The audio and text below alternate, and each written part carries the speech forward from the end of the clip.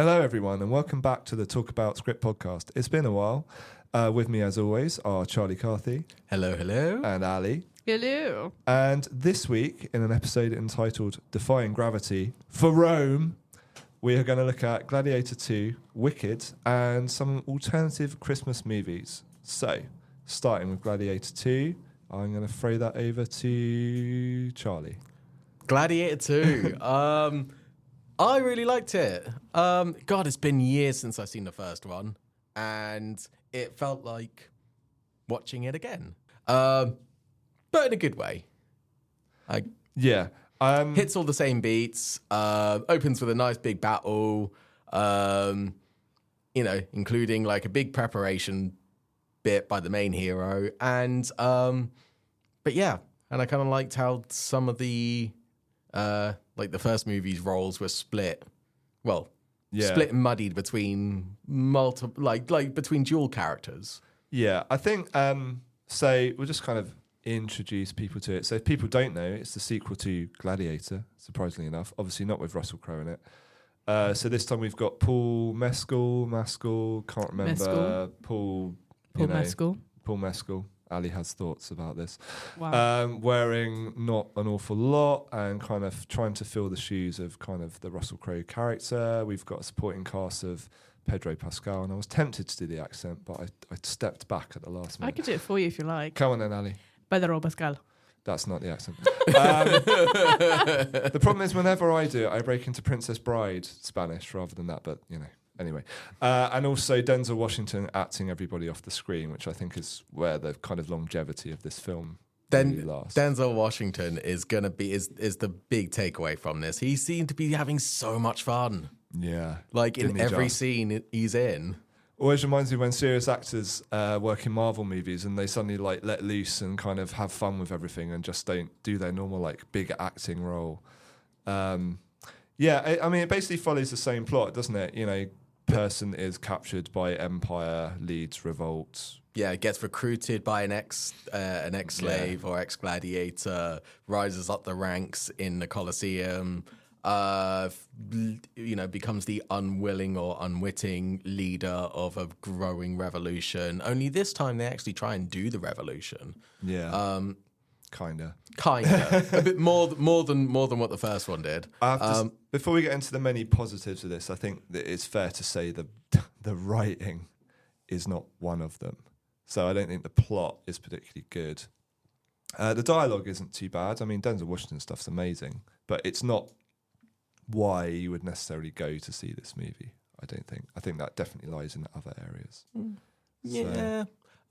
Again, I thought it was in terms of plot beats. It's just doing the first one again, for better or worse. But if you like the first one, then you are going to like Gladiator 2. If you remember it fondly, then this will just be a reminder of why you liked it. It's nothing really new. No, but speaking of things which you would go and watch Gladiator 2 for, Ali. I didn't see the first one, and I only went to see the second one because of Pedro Pascal and Paul Mescal. And unashamedly, no shame. I do not care. I will see pretty men fight. Yeah. Oh, fight as well. Yeah. Okay. I must say, if you are a fan of, Pedro Pascal, not so much, but because he's not in it as much. But if you are a fan of Paul, there's a lot of him, isn't there? And it's on show a lot of the time. I mean, he's wearing very little. You're insinuating that he's naked. He's not naked, but he's more or less naked. I don't think there's even a torso in there. You see a lot of arms. No, I can't remember a torso. I think I'd remember a torso. Maybe I just imagined it. Maybe that's just your dreams, Gareth. Maybe I'm revealing. You're revealing making it something weird. about myself. Maybe just a bit of wishful thinking. Yeah. But still, if you are into like big, sweaty, oily men fighting each other in sun-filled bloody arenas. Isn't that wrestling? Then you're gonna love this. I must say, as a Hollywood movie, it works. I think the set pieces are pretty spectacular. general special effects are pretty good. I mean, like those sharks. Oh. There are some scenes where the CGI is quite questionable. It's very just like sort of like, ooh. 2000 CGI in a couple of places, which I'm really surprised by for a film with this I don't budget. think we can even say 2000s. Well, like, yeah. Those sharks. I mean, the water's beautiful, and then you get those weird sharks in it. It seems, why just don't? But then there's near the end as well with the sky behind him. Oh yeah, that was really weird. That's really odd. Yeah. Are you talking about so like the first Gladiator? For those of you that haven't seen it, I won't say spoil anything, but they have this. How long ago did it come out? Spoiling a 25-year-old film, 24, 25-year-old. Safe. I think you're safe. But either way, Russell Crowe's character keeps having these, like, they have these recurring scenes where he's walking through a field, touching the reeds, and it's color graded weirdly. It's in a dreamlike sequence. But it's just filmed in Rome with a different color filter on it. Yeah. And it keeps coming back to that, and obviously it shows why it does that at the end. They do that this time on a beach. Yeah. And then the final shot, instead of going back to the beach that they keep cutting back to more and more, they cut to the arena and cut to the field of reeds. Yeah, it's a weird ending, isn't it, Gladiator? Yeah. Gladiator 2. But it still does the odd. same. It does the same sort of color filter on it, and I think that's like intentional. Intentional callback to the first one. There's a difference between it being intentional and it being intentional and actually working. Yeah. The bit that I'm on about is when he's like kneeling on the ground. Yeah. And, like it's all dramatic. And then, yeah, let me feel the dirt. And you see the sky behind him and it's moving. And like it just feels like it's supposed to be all ethereal. You know when you can point out when something is definitely in front of a green screen because it's got like that outline behind the person. It felt it looked a bit like that. Like there was a white line around him almost. And yeah, it I know felt what you're like saying. either the sky was a screen or it's like what we've got in the VP studio. Yeah, I know what you mean. It just didn't. I think it's trying to go for that kind of heavenly, ethereal vibe, and it just looked rubbish. Well, I didn't like it. No, I'm just saying it doesn't work. It doesn't work. I don't think it does. It's a poor choice of effect, I would say. There's quite a lot of weird choices in the film. I mean, it's probably, a 7 out of 10? Would anyone go higher than that? Yeah. The monkeys, so again, calling back to the first film, they have a big fight involving animals. Only this time they do more of it. Instead of tigers before, or a fight with tigers around, they throw them in the arena with these... I don't even know if they're supposed to look like a real class of monkeys. They definitely look like they were supposed to be like some sort of like fake. Yeah, but they look kind of like baboons mixed with what are they called? The monkeys with the really long faces. Yeah. The really long faces. I can't remember what they are, but yeah, and they like big ravenous fangs All on I could them. think of is Rafiki from The Lion Yeah, King. yeah, like Rafiki. And they're rabid. They are tearing people apart. I mean, I quite liked that as an arena fight, like just to show the decadent barbarian attitude towards like the gladiator fights. Yeah. But yeah, I think it was just I don't know if it was more Uncanny Valley. Like the fact that we see that these are monkeys, but we can't tell what kind of monkeys or apes they actually are. I think you're being too nice. I think it was a really poor use of whatever it was meant to be. You shouldn't be sitting there going, "What are those creatures?" I feel like with the monkey thing, it's because obviously it's set so long ago. I feel like they were trying to, when like it's just a poor example because it's an animation with like Ice Age when they brought back the dodos. I feel like they were trying to come up with an animal that could have existed in that point. That there's just no trace of because they were all killed in like the gladiators. It's weird. It's just weird. It's really odd. Yeah, I mean, I don't know. I don't think it's a film that's gonna be loved in years to come. I mean, it's weird. It started out this year as one of the favourites to win, but like best director. It's really like highly anticipated, and everyone was trying to make it the next Barbenheimer with Wicked. It's like it's not the same thing. No. I was seeing the Barbenheimer crossover attempts, but with Paddington.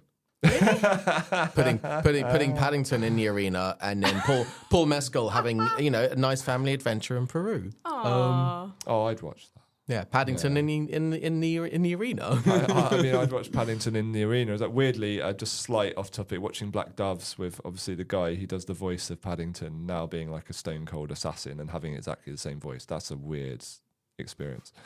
Anyway, moving back. I'll be honest, I don't actually have that much to say about Gladiator. It's kind of there. It's big. It's brash.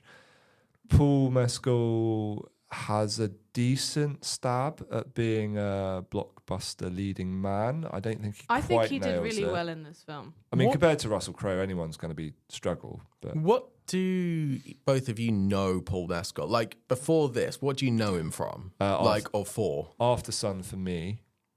So obviously, which is the really poignant, character-driven story of just him and his daughter on a holiday before she never sees her dad again. So, big jump. Ali, what else have you? I've not seen a lot of things with him in, to be honest. And I was going to say Daisy Jones and the Six, but I've not even seen the whole thing. I've seen clips on TikTok. So Ali just looks at Paul Mescal. I know he's obviously famous I've watched the edits. It's okay, guys. I've watched the edits. It's Ordinary People, isn't it? Which is the big... And what has he even been in? It's Ordinary People and All of Us Strangers, basically, and After Sun are the kind of big. So do you think this could be a launch into like more action heavy? Yeah, totally. Projects I mean, he's obviously commercially viable. He's a good actor, and he took on a huge role here. I mean, that is a really, really ambitious role to take on. So, yeah, I mean, he's obviously going to turn up in a Marvel or a DC or a whatever the big action movies are going to be. I don't think he's done himself any harm here. I mean, look at the money the film has taken. Yeah. And he's on the screen with Denzel Washington holding his own. Yeah. I was wrong. He wasn't even in Daisy Jones and the Six. He was in a film, Normal People with Daisy Edgar Jones or something, whatever her name is. TV show. Oh. Yeah. Daisy Edgar Jones. Yeah. That's where very I got naked confused. in that. You might I want to watch haven't seen it. him in anything. I've just seen clips. So, what did you both think of the emperors in this one? I thought they were so I really liked them as an entertainment value. I thought they were hilarious and how they tried to put. I can't remember their names though. No, well, there you the go. one that wasn't in Stranger Things. He was so funny how they played him off to be really dumb, and then he was really dumb, and how Denzel Washington was using that against the brothers. Yeah, I mean Denzel's finest work here. I think the biggest problem with the film is actually Denzel's so good. Because whenever he's not on the screen, you're like, oh, Denzel. Yeah. Where's Whenever my he's not man? on the screen, everyone should be asking, "Where's Denzel?" But the emperors are interesting. But again, very cliched. The one who goes power hungry and the one who goes mad. It's like, oh, okay. But it wasn't done in the typical way where it was like, I'm doing it from the get-go. It was all quite sly. Yeah, and the manipulation is quite good. Yeah. But then for such a long film, that manipulation then felt really rushed. I guess not that I want to see more like gruesome rulers just for the sake of it, like the way that, but a bit more, I guess, Game of Thronesy type of brutality from them, like bloodthirstiness. I quite liked their introduction when Pedro Pascal's the general.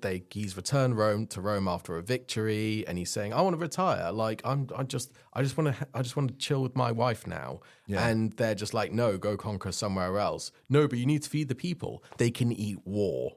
Like it's such a bad line, but it works because coming from these characters, because they are clearly such deluded, bloodthirsty, power hungry idiots. I thought they were acted pretty well, actually. Yeah. The two roles. But more of that attitude of let's just kill more because that's apparently what Rome loves, because that's what we love.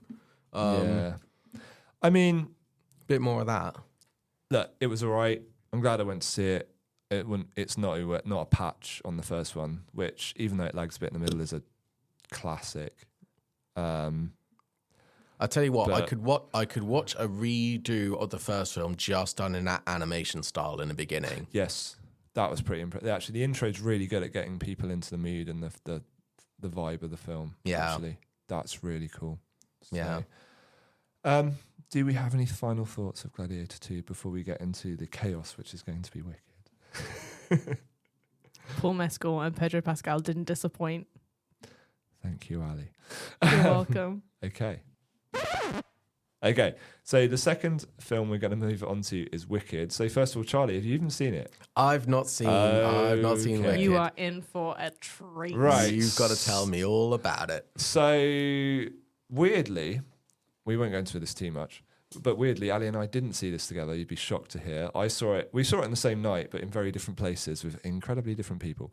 So, but we both had a good time. And you've seen it twice, haven't you? I have seen it twice. Yeah. So it's obviously a musical. In fact, Ali, you're probably better placed to run through do the background of Just the Wicked background? Film. Well, yeah, briefly. Okay.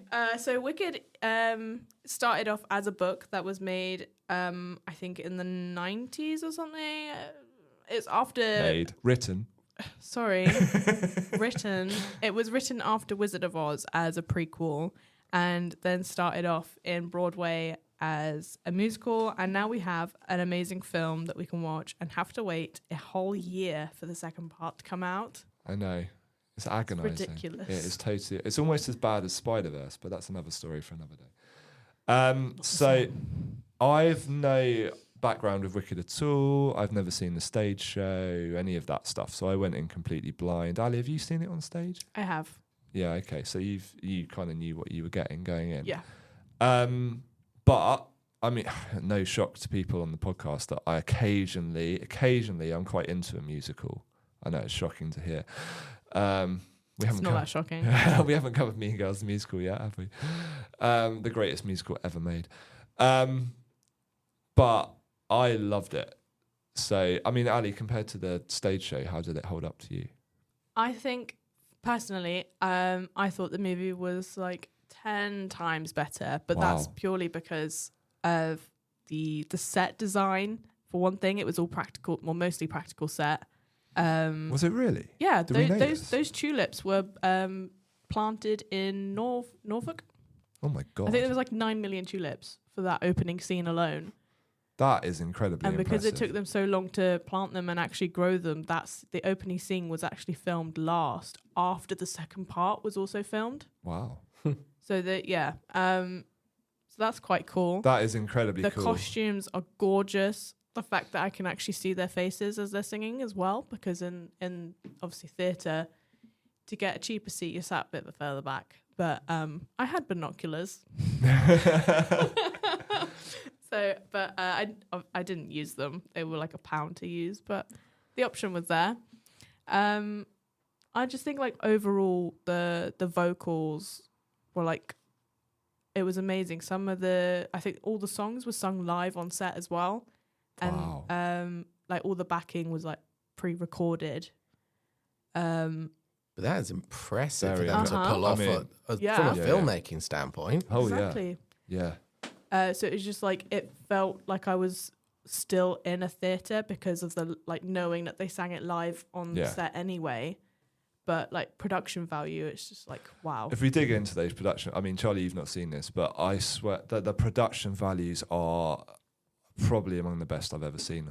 I assumed that was CGI, but if that has been built and made and the detail. So Ali had mentioned the tulips on that. What did you notice in terms of set or... It's not, so nothing specific, but in terms of world building, it's just the level of detail. So it's not just the fact that there's a building, it's the fact that the building, like the detail goes down to not just the windows, but like the latches on the windows and the designs on individual panes of glass. Can I show Charlie the opening song, No One Mourns the Wicked? What, on the podcast? Yeah. I'll just play it for you because it's literally the opening of the film. Like, that's the first song. Okay. So we don't have to have the sound on, but he could just watch the... We'll get Charlie's live reaction. Yeah, this is a new one for the podcast. For radio, isn't it? It's all right, Gareth. You'll just have to add the actual song in the background anyway. I'll sing it for you. In fact, that'd be better. Like it'd be less prone to a copyright strike. I mean, people often refer to me as the Ariana Grande of the podcast. So, I mean, it's not that off-brand, I guess. On that, like with all the castings, how did you find them? I mean, Ariana Grande should be getting an Oscar nomination for that role. That good. Absolutely incredible. She holds that entire film together. I mean, obviously the lead, what's the lead's name? Cynthia Erivo. Cynthia Erivo is very, very good, but I actually thought Ariana Grande holds that film. I mean, it's an incredible performance. Yeah. She should have recognition for that. Good. Yeah, there's not a whole video on it. And then you get Jeff Goldblum is the wizard. Yeah. But he's that seems like a safe bet casting wise. His song is the one where everyone seems to come to terms with is the toilet break song. And I can agree, it's just not that good. Oh, okay. Is that because of the song or just? I think the song's boring. And like with older actors who don't have like a career in singing, they tend to do the same thing. I've noticed it a bit with what's her name, Michelle Yeoh. Yo. Her name is Michelle Yeoh. Sorry, I've never said it out loud. I just said it as I would read it. And they sort of do this thing where they're like supposed to belt the last note, but then they don't. They just like with Michelle Yeoh, for good. And it just goes all like breathy, and he does that a lot. The only time he sounded really good was in No One Mourns the Wicked, when he's like, "Have a little drink, my dark-eyed beauty." Wow, it's literally like being back. I feel like you should just sing me the songs instead. I don't think we should do that. No one more. We're going to get copyright striked. Yeah. All right. But yeah. Oh, okay. Yeah. Live reaction. Live reaction. Okay. Yeah, wow. No, the design, I'm guessing that's the Emerald City. That looks really cool. Yeah. Yeah, lots of little details in it. Love the vines in it. Love the ghosts. All the like show mini effects for the wizards. Yeah, but do you see what I mean about all the tiny details that they've put into that? Oh, absolutely. Absolutely. Yeah, even the rail guards are like have got a unique design. I mean, it's got that Oscar wrapped up. There is absolutely no way anything else is winning production design. Okay, I see what you mean. Yeah. There has been a lot of like discourse online about the lighting of it, but then at first I was like, it is like awfully backlit. But then I realized, like, I've noticed that it's all practical set, and I saw some of the behind the scenes footage, and the reason why it's awfully backlit is because they're using the actual sun. You can't avoid that. Yeah, like because they actually set built on a location for it's on location. So in a majority of this film, they're at Shiz University, and it's like they've built the whole thing. Like it's stunning. Like it's beautiful. I wasn't aware of this. That's just incredible. They did use a blue screen around the back because they do have a lake. Yeah, but that's all they blue screened in. Like that is it. That's kind of up there with like Memoirs of a Geisha, where they had to have like ancient Japan on a Californian backlot.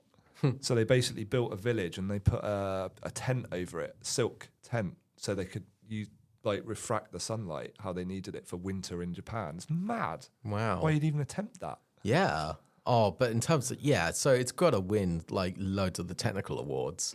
I mean, I'm pretty sure that's what a lot of people were eyeing up for Gladiator in the first place. But Gladiator hasn't got a chance, or shouldn't, should I say, have a chance against Wicked. Wicked is far superior. Wicked has already been like nominated for Best Film of the Year. Yeah, Golden Globes. Yeah, we haven't had the Oscar nominations like yet. It's all it's all like all over Twitter. Best Picture of the Year. Yeah, they're definitely. I mean, there is a high chance it could take Best Picture at the Oscars. I think if any mainstream film's going to do it, I feel I said this about something a couple of years ago, and then I was like, but I think if any mainstream film's going to do it, it's got the acting level in it. I think for enough people to be like, actually, this is really well acted. It's really well, and how they've merged the stuff from the book with the stuff from the musical in order to lengthen it. It's just so. The musical's well done. based off the book. Yeah, but I'm saying, but the musical's not as long, is it? No. No. So the musical is the length of the film. Yeah. Like, The whole musical is the length of the One first part. part of the film. Yeah. So what they've padded it out with is other stuff from the book. So, actually, on that, given that this is 2 parts, what was the feeling as it finished? Like hungry for more, or or just absolutely. I mean, it ends on a banger. Like Defying Gravity, like goosebumps, like on my legs, my arms, my hair was rising on the back of my neck. It was just like, oh my god, this is stunning. I was just telling Gareth actually earlier. For the last 4 weeks, at number 1 has been Defying Gravity.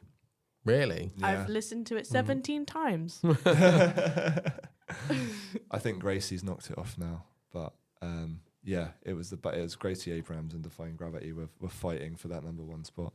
Oh, and what is this feeling?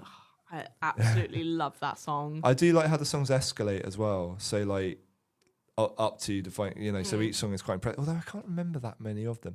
I will say there's one slight negative, perhaps, although I completely understand it now if the sets are so practical, is that they don't tend to interact with the sets that much during many of the songs. There's one in the library which is really cool. Oh, Dancing Through Life. Yeah, where they it ends up with them all spinning around in like a giant clock thing. There is a moment in that one where you can where he's running along in between all the bars, and you can see that is CGI. But honestly, I'm not even mad. Like it's really like, you know what I was saying earlier with like the outline behind them when you can see it's green screen. Yeah. It was definitely that, but I'm not even mad about it because it was such a good film. You can forgive the odd thing. I mean, we found the top of the VP screening poor things the other day when we were looking at it. But there's always something like, how did I? There's always something, but it works. And also the uncanny. I mean, that's probably why the uncanny valley doesn't break, because so much of it is there, which means it's going to age well as well. If there's so many physical objects in there, it means that the CGI is going to hold up the bits which are CGI. Sounds like with incredible. It sounds like with that as well, like the big intention, as it should be, is to make you feel like you're in a theatre. Even if you're in a cinema and watching this, it was to give you that theatrical musical experience, not let's take this musical with its script and its songs and turn it into cinema. It's like, I don't know if I'd actually agree with that. I think it almost did the opposite, where it was trying to take the theatre experience and then turn it into the most spectacular cinematic experience. So it's almost like, we made this and we optimized it for theatre, but now we're going to start from scratch and we're going to optimize it for cinema. Well, there was a few discussions, and I saw on Twitter that a lot of my sources are from Twitter. Very reliable. Always a good source. Discussing film. Twitter and Reddit. That I can't remember the director's name. He was planning on making popular Ariana Grande song more of a pop song. Okay. So then it obviously be popular. But then Ariana Grande was like, no, I want to do the theatrical. Like, I want to keep it original. Like, why can't we do this? And then he was like, oh, all right, fine. Yeah, because it's Ariana's dream role, isn't it? Well, yeah, the first time she went to see Wicked was when she was 13. I know so much niche stuff about this film. What the? I mean, Glinda is such a role that's made for her. It's like, it's actually part of her personality. It's weird seeing her with brown hair now. Like, it's strange. Yeah, she's made to be Glinda. So odd. And then even when she's like flouncing around the room and flopping over the furniture and falling on the bed, swish. She's like parodying herself, but as this character. And that line about like, something hasn't gone my way. Something must be wrong. Something hasn't gone my way. I need to lie down. I was like, I feel seen.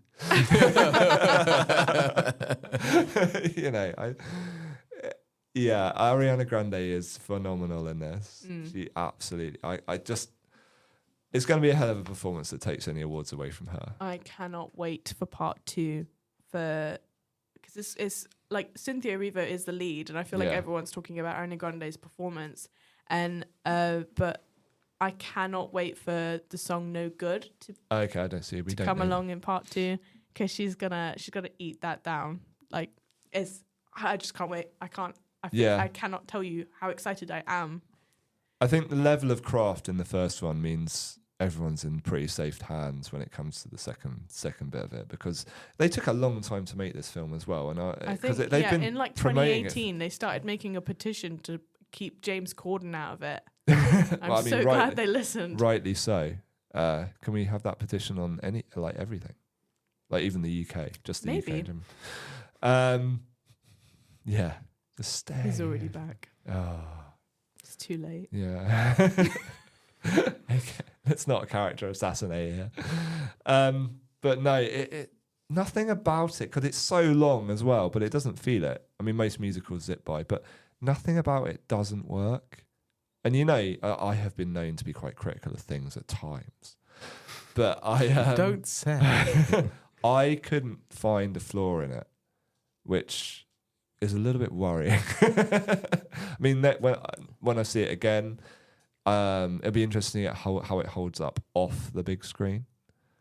Oh, I cannot wait for it to come out on streaming, because I was like, I went with my nan on Saturday to see it again, and I was saying on the way out, I'd love to go to a sing-along, but then I thought everyone else is going to want to do that as well. I don't want to hear them sing. I just want to hear me sing. So then I was like, I need it to come out in streaming like now, so I can enjoy it in my bedroom, so I can sing like it's me. Imagine. Yeah. Do you think that because they do this for some classic musicals, like things like Sound of Music, where they release sing-along versions in the cinema? Do you think this has got the potential to be one of those? Oh, they've already started doing sing-alongs. Like in America, they're starting from the 25th of December. Oh my god! This is going to run like The Greatest Showman, where the soundtrack is going to keep the movie in the cinema, and the cinema is going to keep the soundtrack in the chart, and it's just going to go. I mean, keeping The Greatest Showman's in the cinema for a year. When you think like movies drop out now in like a couple of weeks. I could definitely see it being in the cinema from like a month from now, and I could see it coming back a month before the second part coming in as well, and still making the same amount it made in box office weekend. I don't think it's going to leave. I think there will always be a cinema showing it. I just think it's just going to roll around. It's going to be like the West End. It's just going to be on forever. But I just can't see how it's going to drop out, because it's literally that thing. It's going to be a circle, and then people are going to have a few weeks away from it, and then they're going to want to go and see it again, and then it's just going to pump the soundtrack back, and it's just going to go round and round and round. But it is such a great film. You just can't. Anyone who hasn't gone to see it, or anyone who's got trepidations about it being a musical or how long it is, right? You should just get over yourself and just go. And do not believe anyone on TikTok when they say that there are after credits. There aren't any. That makes it sound like I went and stayed for the after credit scene. No, I didn't. Why would they put it's not a Marvel film? Oh, okay. Yeah, anyway. Even most Marvel films don't have those anyway. No. Not now. So it's difficult to. Obviously, the production design is a really core, outstanding aspect of it, and I think that's probably what we will zone in on once we can get our hands on it a bit more. It's certainly not going to be singing, is it? The editing's pretty good as well, though. It flows well. It's coloured beautifully. It's lit pretty. I don't get the criticisms of the lighting. I thought it looked very Wizard of Ozian, as it should be. Yeah, I don't get.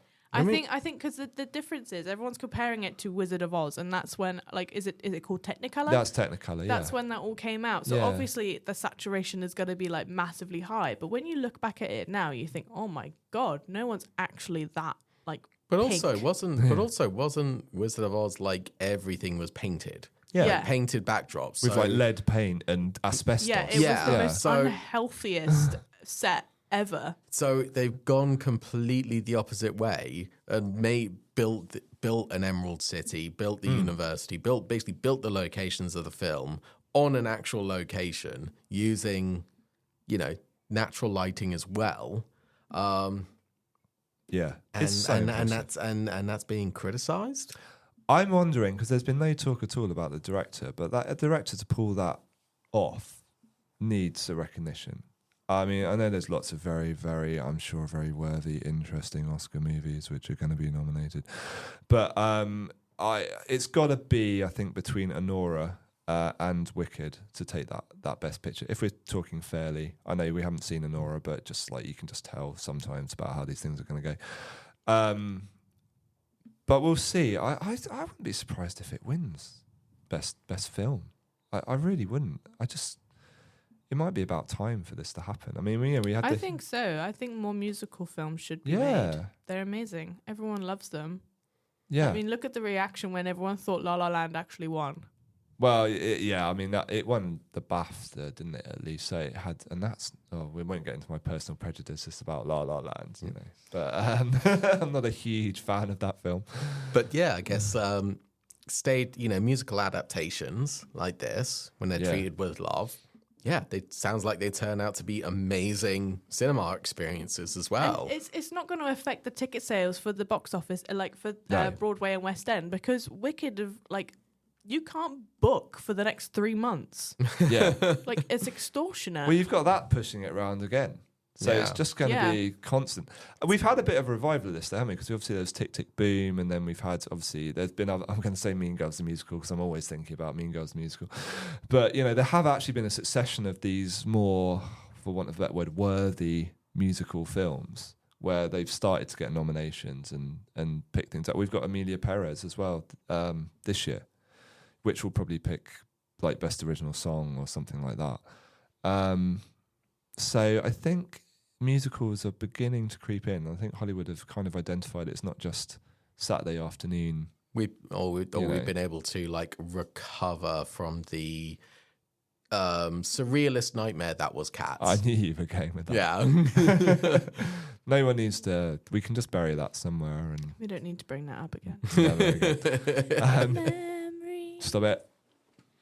Right, and I think on that note, we should probably move on.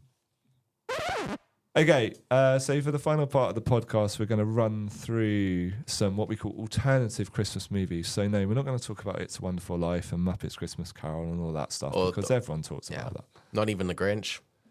It's not an alternative Christmas movie. It's a Christmas movie. Yeah, so none of The Grinch, none of Elf. If Christmas is in the name, it's not an alternative Christmas yeah, exactly. movie. I mean, we've got some dubious ones on the list I've got anyway.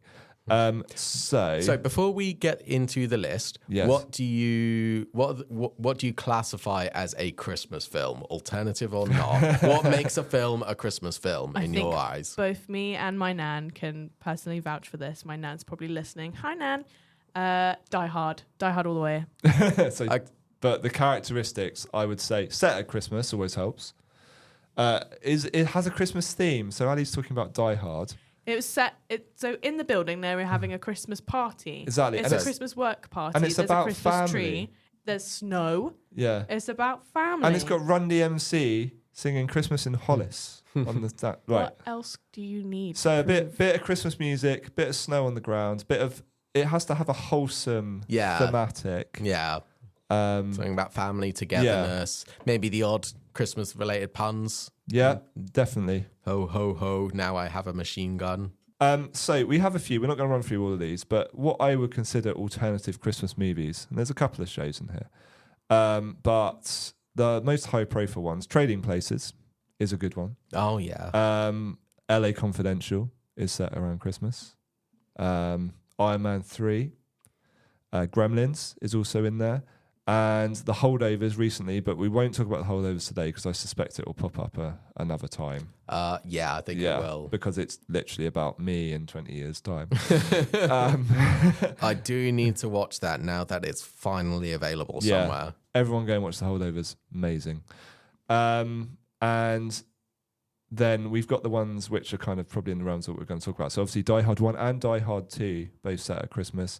Batman Returns, a beautiful gothic Christmas fairy tale. Lethal Weapon, a story about family. And one of my personal favourites in terms of TV shows, Hawkeye.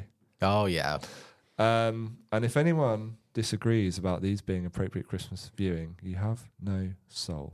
Okay? I'm just putting it straight out there.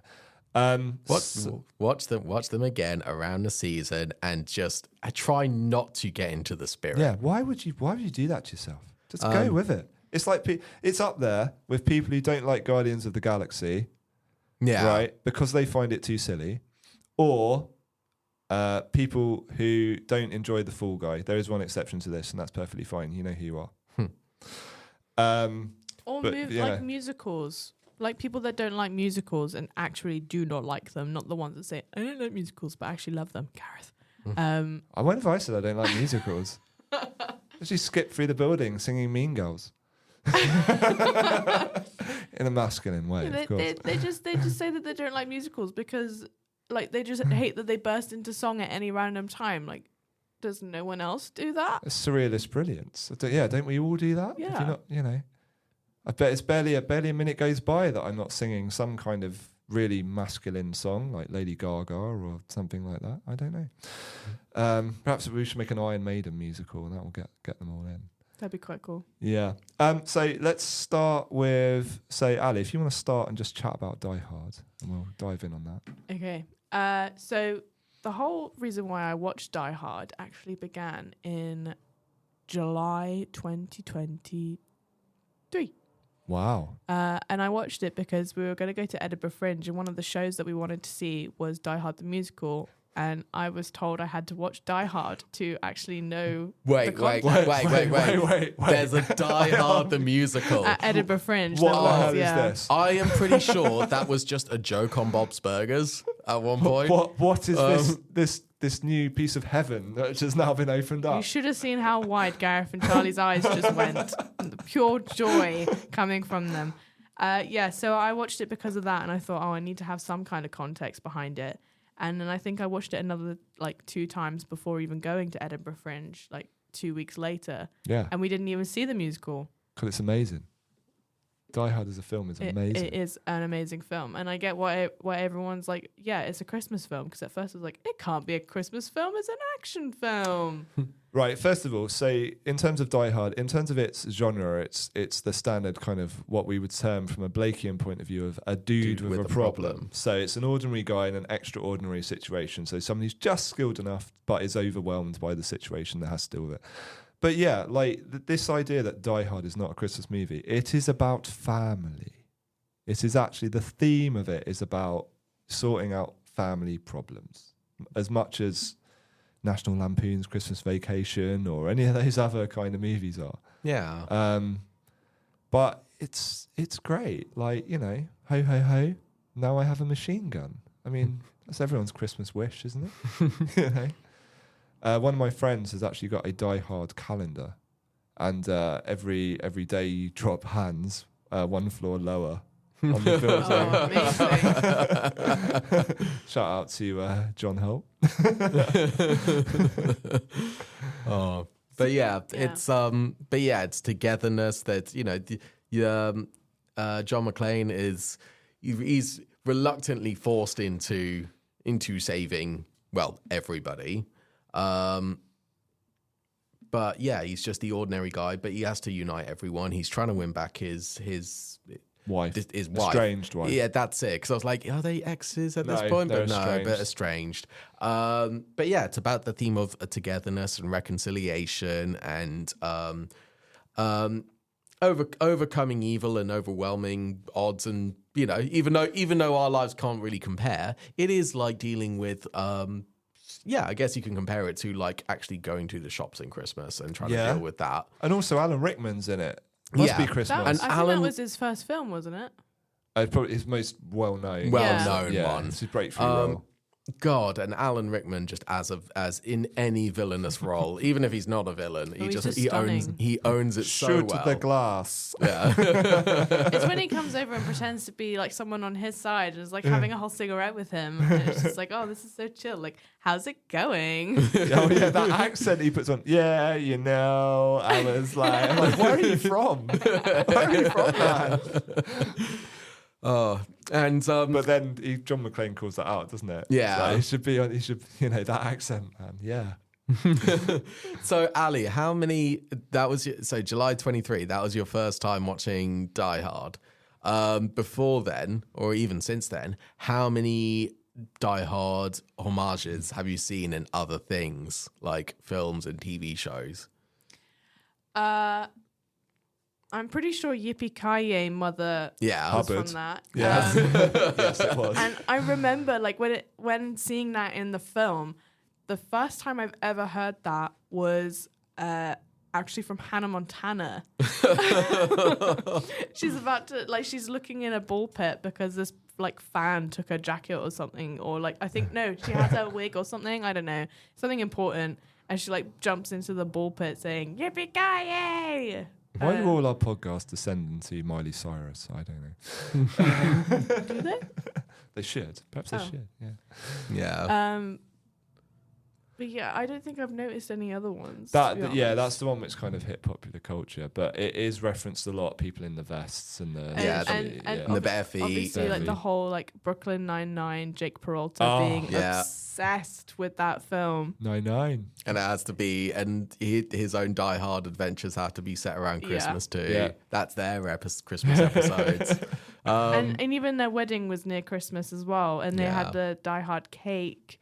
And there was that whole thing where they were on top of a building and he was like hanging from a hose pipe and everything. It's just a great film. It still holds up. Yeah. For something to leave that much of a legacy and still hold up like on repeated viewings. There's a lot of the jokes about the FBI guys as well, which I think go straight over people's because they Johnson and Johnson. So the amount of TV shows that are like, oh, Johnson and Johnson are here, or like, it all comes from Die Hard. And that classic, we're going to need some more FBI guys.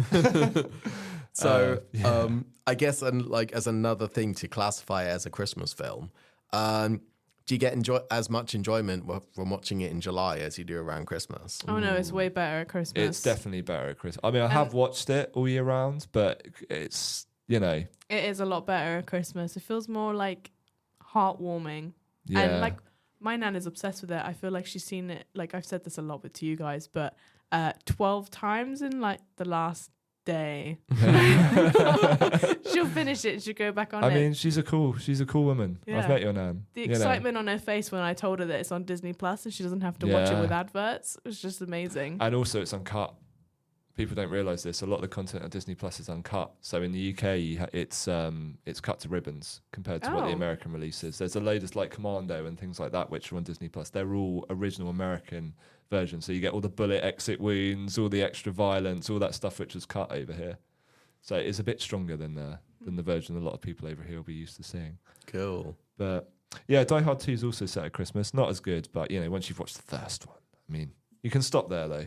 You don't need to go past Die Hard 2. I didn't go past Die Hard 1. Yeah. Die Hard 3 is all right, to be fair. I didn't watch the others. 3 is okay with Samuel L. Jackson, but it does drag a bit. It's not set at Christmas, though, is it? So, right. So if we move from Die Hard, so Charlie, what do you want to put forward as the alternative Christmas movie? I mean, the list that you gave out earlier is brilliant, but the one I go to every time as an alternative one is Batman Returns. Oh, my God. Surprise. Yeah, Michelle? surprise. I go to Batman. But yeah, it's the most dark, gothic. It has to be set at Christmas. We don't get enough of Gotham at Christmas time. No. Or maybe in the new Batman. That would be a good. Yeah. Ooh. So we've had Gotham in the rain. We need Gotham in the snow again.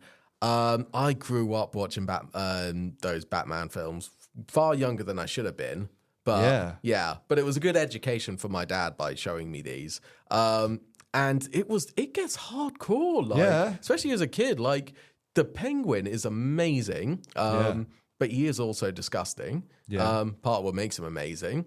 But also like it's about fighting and the corruption of capitalism. It's about I mean, the togetherness is the togetherness theme as strong in it. Yeah, because it's about people who are inherently lonely, trying to find their place in the world. That's really evident with Catwoman. Yeah, it's quite representations of femininity aside in that film, which has its issues in some ways. Yeah, I think Catwoman's fairly, I'm just powerful. I'm talking in Selena's opening sequence. It's very comic book, shall we say? It very much charitable. Is. But Michelle Pfeiffer, absolutely amazing in it, and just funny. Like every time, I just love all the scenes with her and with Penguin in. Yeah. It's camp enough to be entertaining without it being ridiculous. Danny Elfman on fine form as well with the gothic Christmas music. Absolutely, I love Danny Elfman. Danny Elfman was one of my top artists this month. You have taste. Hell yeah, Very he was number 5, but still number 5. Yeah, I listen to a lot of people. Yeah, I mean everything about Batman Returns I think works. And even a penguin's quest to just find his family and be reconciled with them, and to be, like you said, to feel less alone. I feel bad that at the end that the family he does make, all the penguins down there, he sends them to blow up, which is kind of cruel, but that's supervillains for you. Yeah, especially around Christmas. Everyone, everything goes, have a fight at Christmas, don't you, with your family? I mean, it's amazing. It's one of Tim Burton's best films, I think. I would go as far as to say it's better than the first Burton Batman. I think beat for beat, it structurally is pretty much perfect. I think it's because it's so much more Tim Burton. Like, he's just getting to unleash himself on it. That opening with the penguins' parents, and they are like really weird looking, and they're like, "Oh, we'll just take the baby," and it's black pram, dump him in the river, and just follow its journey all the way through the sewer. It's really Tim Burton, but that's what makes it better. It gives it personality, at least. And a film like that could not be set any other time of the year. No. Wouldn't work as well on Halloween. It's as a long Halloween. I think that would be story. too cliche as well. Like, just the kind of general theme of the film as well. Like, it doesn't make sense to have it on Halloween. No, I would agree. Yeah, but yeah, and between that and I think, like you said, for Danny Elfman's score, that man could just be the composer of Christmas. Yeah. And also, like, even with the snow, it fits the Burton colour scheme. Yeah. So, like, obviously the first Batman doesn't have snow, but it's literally black and white. Yeah. The whole aesthetic is pure. I actually think it's one of Burton's purest Burton films. Like, I know it's got the Batman character, but you've got Edward Scissorhands and Beetlejuice and stuff, but it's definitely up there. Out of the live action ones. Yeah, yes. Yeah. I mean, you've even got Catwoman as effectively the corpse bride, all stitched, the stitching and all of that kind of stuff. The shape of them as well, like even just with the character designs. I mean, Michelle, the silhouette of Catwoman is iconic. The stitching on her is the same with the Penguin. The fact that he is so short, plump, with the top hat, with the nose. Horrifying. Until the recent depiction of the Penguin, I thought nobody could ever beat Danny DeVito. Yeah, a very different depiction, isn't it? The Colin Farrell one. But it is terrifying in a different way. Yeah. Also, you feel for the characters. Yes, there's a good level of empathy. You feel for Bruce Wayne. You definitely feel for Selina. Yeah. You get some really iconic imagery. I mean, we like the hell here from Hello there is popular culture everywhere, referenced constantly. There's paintings, there's drawings, there's T-shirts. It's really, really iconic, and you don't actually get that from a lot. I mean, as great as the Nolan Batman movies are. Obviously, it's you get the Joker stuff, but there isn't that much, which is... As great as those films were, it still wears this kind of shame of being based on a comic book. Yeah. Whereas, like, Tim Burton's Batman... definitely Tim Burton's Batman, like, it seems to be proud of it, of that campness. I mean, we can debate the other ones.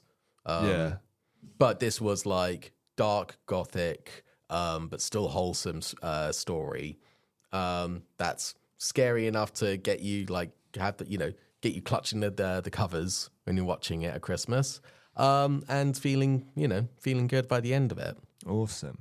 So if you haven't watched it, go and watch that. So we'll just do one more, I think, and I think.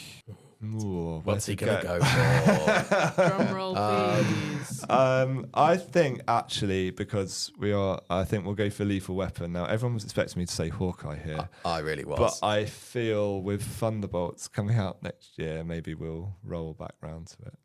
But I think Lethal Weapon is quite... That's not a convincing face. Yeah. I think we all know there is absolutely nothing in this world which is going to stop me being in here doing Yelena quotes in that accent. Yeah. So, if we we might even have to change the buttons if I can get someone to do the speech samples for me. But I guess Hawkeye is still a very obviously Christmas story. Yes. It's about a guy trying to get home for Christmas. But I think we'll save that for another time. So what I'm going to put forward is actually the other overlooked Christmas, it's not Christmas movie, which is Lethal Weapon. Because I do think everyone goes on about Die Hard, and because of Mel Gibson's sketchiness, Lethal Weapon has now become kind of forgotten about. It's not on TV as much. It used to be on TV all the time. But, Danny Glover's in it, and it's great. So Lethal Weapon is basically... Have both of you guys seen Lethal Weapon, the first one, or have anyone seen it? I've seen it, but years ago. I can't remember, because I remember it being on a lot. Yeah. But I can't remember how long ago that was. Then Mel Gibson happens. Yeah. And now it's not on as much. So basically, we'll run through this quickly, but basically it's the story of two cops from very different perspectives. So you've got Murtaugh, who just wants a quiet life, played by Danny Glover. He's getting close to retirement, and he's always too old for this stuff, which is quite scary because I think he's like 40. But there you go. And then you have Mel Gibson playing Martin Riggs, who's an ex-Special Forces operative suffering from PTSD and depression because his wife has, at this stage, before we get into the sequels, died in a car accident. Just as it is, and he's going through like alcohol and all of this, and is alone, and he lives on the beach in a trailer and all this kind of stuff. And would you believe it? Riggs and Murtaugh end up as partners. But Gareth, they're so opposite. I know, and they don't get on. Yeah. They don't get on to begin with. How could they possibly learn to be buddies who love each other? Can these two coexist? So it's basically a film about Riggs doing crazy stuff and Murtaugh reacting to that crazy stuff in hilarious ways. But it's also a pretty hardcore action movie. It's 18 rated. There's a scene, if you're watching the proper version of it, there's a scene, showing about Riggs's character where he starts off, he takes down a sniper in a school. I mean, so that it doesn't flinch away from some of the, set in LA and all this kind of stuff. But it is set at Christmas, and the ultimate message of it is, found families can be as important as kind of other families, and family units don't have to be prescribed and things like that. So it still holds up if you are able to overlook the sins of Mel Gibson. It works. It actually kind of works with Riggs's character because he's not a very nice guy, and he's actually I think he's a bit homophobic and racist in it. Maybe not racist, definitely homophobic. But it's that kind of his journey of coming out of this craziness. It's also got Gary Busey in it, and full on Gary Busey mode. Oh my god! I'm Gary Busey. Yeah, like proper full on like crazy Gary Busey mode. But yeah, it's really, and it works even better when you look at it from the fact it's Murtaugh's movie. So it's Murtaugh's story. Riggs is a character in it. But it has some really nice moments, really nice family moments, and it's really well written, very well directed, and it's worth seeking out. It'll be around somewhere. I'm not even sure what streaming it's on. That's what I was going to ask. Like, where could we watch it again? Like, I don't actually know. In the first place. I don't think it's on anything. You can see it on Amazon Prime. It's a rent and own. Look Sky at Store, Google Play. Look at this. So I'm just looking it up. Yeah, Google Play Store, buying it on Amazon Prime or Sky Store. But check this. On TV soon, on the 25th of December on ITV4. Oh my! Yeah, the fourth ITV. For those people that still watch like regular TV and not just streaming. At 9:10 and 10:20. Yeah. So there'll be a news break in the middle of it. Okay. Yeah. Okay. Well, I know what I'm doing this Christmas. Or on the 30th of December, there's another showing on the same streaming service, ITV4 at 5 minutes past 11. So you can start your new year. Yeah. Oh wait, no, that's too. There's 31 days of December. Oh wow. Throw my life away. Set your TiVo box. Hey, though, I mean, somebody at ITV is still trying to keep that Christmas tradition alive. As they should. Also, it's got music by Eric Clapton on it, so it's hilarious because so they're going through all this stuff, and every now and then you just get. Oh yeah. There's like these weird chords creeping in, but it starts with Jingle Bell Rock and a suicide. I mean, what more could say Christmas than that? Does that mean Mean Girls is a Christmas film? I mean, we've been talking for an hour. Do we want to get into Jingle that? bell, jingle I'm bell. quite happy to have Mean Girls as a Christmas movie. Although Mean Girls does follow them through the whole school year, so it makes sense that they do have a period in Christmas. But it's also a goddamn masterpiece, so you can watch it at any time of year. I do apologise for interrupting Lethal Weapon with Mean Girls. Now I've got distracted. So out of which movie do we think Gareth's gonna want to talk about more? The story of two cops learning to get along, or the story of the one with Rachel McAdams in? I really do not know. Let me think about this one. Do we need to bring Rachel McAdams into this conversation? I mean, but we had an understanding. Anyway, she's got that weird wig on in Mean Girls. But, Yeah, but she was also filming The Notebook at the same time. Well, let's not move over to The Notebook. We'll be all night. It's already starting. The Notebook's got Ryan Gosling in as well. I mean, come on. Ryan Gosling. You want to talk about Ryan Gosling? How about La La Land? Before we know it, we'll be back to talking about Fall Guys. So all things circle back to Fall Guy. This is the Fall Guy fan club. Yeah. By the way, I'm just going to reiterate again. For that one person out there, it's fine if you don't like Fall Guy. Everyone else, you have to like Fall Guy. So anyway, cycling back to Lethal Weapon. But great Christmas. Yeah, circling back to Lethal Weapon. I think I've got to watch it again. Yeah, you'd be surprised how good it actually is. Yeah, because I think it's been it must have been at least 15 years since I've seen it. Oh, yeah, it's worth doing. Lethal Weapon 1 is great. Lethal Weapon 2 has hilarious accents. Lethal Weapon 3 is awful. Yeah. And Lethal Weapon 4 is actually quite entertaining, the one with Jet Li in. But Lethal Weapon 1 is a genuine stone cold classic. And there's a story about, I can't remember, I think Richard Donner's the director, but there's a story of the rumour got round that there was a script, that Donner had this script. And he just sat by his pool all morning and the phone just kept ringing and he never picked it up. And then it however many hours went by and then he picked it up and said what's your first offer? And it was just this thing that everyone knew how golden this script was, and it's so well written and it covers so many areas. It covers PTSD and family and all this kind of stuff. I mean, Mel Gibson's character doesn't age particularly well, but then he's not great in the film. That's the point. He's a flawed individual.